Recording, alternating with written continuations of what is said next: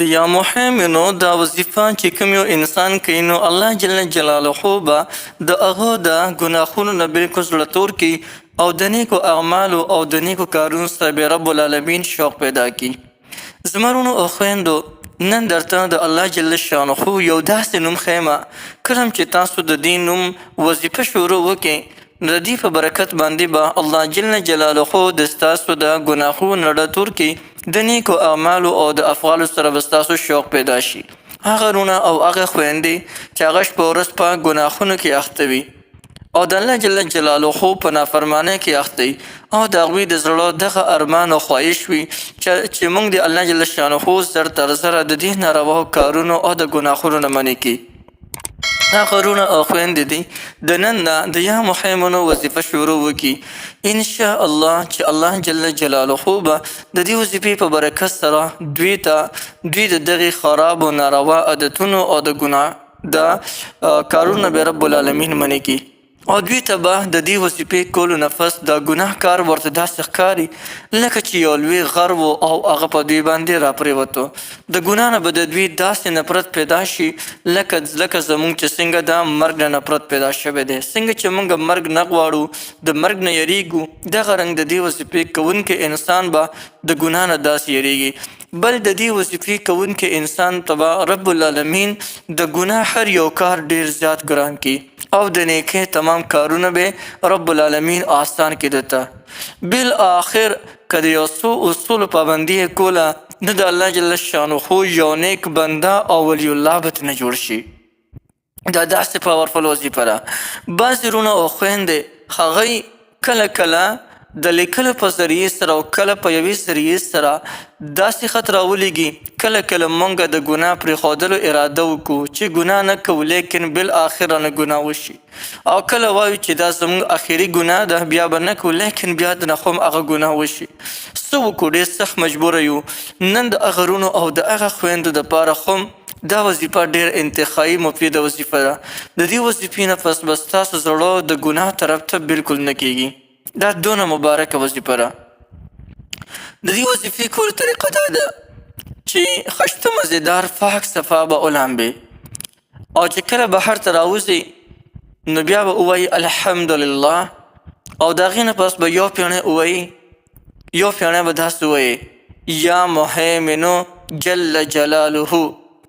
بیا به 2 رکعاته صلات توبه منځ وکړي.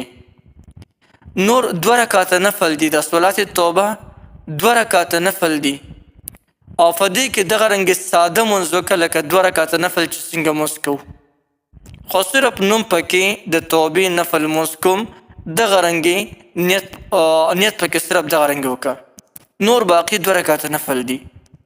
نو صلات توبه چې وکړي د صلات توبې نه پس تاسو به 115 کرته یا محیمنو وظیفه وکړي. مخکې وروستو 3 کرت درود شریف په نبی علیه السلام باندې بیا 115 کرته یا محیمنو وظیفه وکړي او د هغې نه پس رب العالمین ته لاس پورته کړي او الله جل شانه ته سوال وکړي الله زما د نیکو کارونو طرف ته مخ کړي او د ناروا کارونو زما نفرت پیدا کړي. دا عمل تاسو ته د همیشه دپاره کوئ یعنی دا 2 رکعاته د توبې د منځ چې دی صلات التوبه ورته وایي دا منځ روزانه کوئ. انشاء الله د دې عمل په برکت باندې به تاسو دومره رب العالمین به تاسو داسې حالاتو ته ورسوي چې د ګناه یو کار به تاسو ته داسې ښکاري لکه چې یو لوی غر دی او د ستا 100% یقین دی چې دا غر اوس په ما باندې راغورځېږي ته به هغه ځای کې چرته ایستار نشي. کم ځای کې چې بیا د ستانه د ګناه مطالبه وي هغه ځای کې به تا ته یخصونه استه رکاوټ جوړېږي او د ګناه د کار نه به بچ کېږي.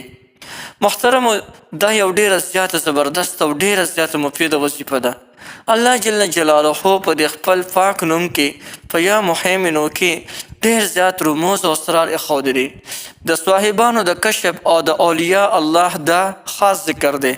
کم انسان چې دا اسم مبارک یعنی یا محیمنو دغه اسم مبارک زیات وي او په کثرت سره وي نو الله جل جلاله به دی چې دغه نه دا مخفي رازونه به رب العالمین دغه انسان ته ښکاره کړي. یعنې دې انسان نه بعد الله جل جلاله یو نیک انسان جوړ شي. بل کم یو انسان چې د یا مهیمنو وظیفه په کثرت سره کوي، یعنې ډېره کوي، هر وخت کې د ده په خولې باندې دا وظیفه شروع وي، یا مهیمنو یا مهیمنو یا مهیمنو.